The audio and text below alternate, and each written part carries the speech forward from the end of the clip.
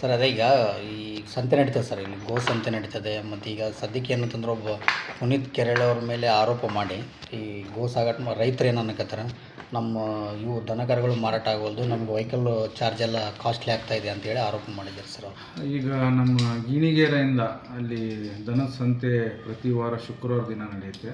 So ಅದರ ಹಿಂದಿಂದು ಇದರಲ್ಲಿ ಒಂದು 2-3 ಪ್ರಕರಣಗಳು ಕೌ ಸ್ಲಾಟರ್ ಆ್ಯಕ್ಟು ಮತ್ತು ಕ್ರೂಯಲ್ಟಿ ಟು ಅನಿಮಲ್ ಆ್ಯಕ್ಟಲ್ಲಿ 2-3 ಪ್ರಕರಣಗಳು ಆಗಿದ್ದಾವೆ. ಸೊ ಆ ಪ್ರಯುಕ್ತ ನಾವು ಈ ಸಾರಿ ಗಿಣಿಗೆರ ಸಂತೆಯಲ್ಲಿ ಅಲ್ಲಿ ಅಗ್ರಿಕಲ್ಚರ್ ಆಫೀಸರ್, APMC ಅವರು ಮತ್ತು ವೆಟರ್ನರಿದವರು, ನಮ್ಮ ಆಫೀಸರು ಎಲ್ಲ ಕೂತ್ಕೊಂಡ್ಬಿಟ್ಟು ಹೊರಗಡೆ ಚೆಕ್ ಪೋಸ್ಟ್ ಹಾಕಿ, ಆಮೇಲೆ ಹಿಟ್ನಾಳ್ ಟೋಲ್ ನಮ್ಮ ಲಿಮಿಟ್ಸ್ ದಾಟುವವರೆಗೂ ಪೆಟ್ರೋಲಿಂಗ್ ಟೀಮು ಮತ್ತು 2 ಚೆಕ್ ಪೋಸ್ಟ್ಗಳು ಕೂಡ ಹಾಕಿದ್ವಿ. ಏನಿದ್ರು ಲೀಗಲಾಗಿ ವಿತ್ ಡಾಕ್ಯುಮೆಂಟ್ಸ್ APMCಯಿಂದ ಮತ್ತು ಅಗ್ರಿ ಅವರಿಂದ ಮತ್ತು ವೆಟರ್ನರಿಯಿಂದ ಇವೆಲ್ಲ ಕ್ಲಾರಿಫೈ ಆದಮೇಲೆ ವೆಹಿಕಲ್ ಹಾಕಿಬಿಟ್ಟು ಹೊರಗಡೆ ಕಳಿಸೋ ವ್ಯವಸ್ಥೆಯನ್ನು ನಾವು ಲಾಸ್ಟ್ ವೀಕಿಂದ ಶುರು ಮಾಡಿದ್ದೀವಿ. ಈ ಪದ್ಧತಿ ನಾವು ಕಂಟಿನ್ಯೂ ಮಾಡ್ತೀವಿ.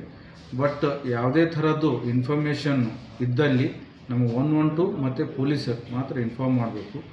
ತಾವಾಗೆ ಕ್ರಮ ತಗೊಂಡು ಅಡ್ಡಿಗಟ್ಟದಲ್ಲಿ ನಾವು ಅವ್ರ ಮೇಲೆ ಕೂಡ ಪ್ರಕರಣ ಕೂಡ ದಾಖಲಾತಿ ಮಾಡಬೇಕಾಗುತ್ತೆ. ಅಂದರೆ ಅಲ್ಲಿ ಗಲಾಟೆಗಳಾಗೋ ಸಾಧ್ಯತೆ ಇರುತ್ತೆ. ಸೊ ಆ ಪ್ರಯುಕ್ತ ಯಾವುದೇ ಥರದ ಇನ್ಫಾರ್ಮೇಷನ್ ಇದ್ದಲ್ಲಿ ನಾವು 112 ಅಥವಾ ಕಂಟ್ರೋಲ್ ರೂಮಿಗೆ ಇನ್ಫಾರ್ಮ್ ಮಾಡಬೇಕು ಅಂತ ಹೇಳ್ತಾ ಇದ್ವಿ.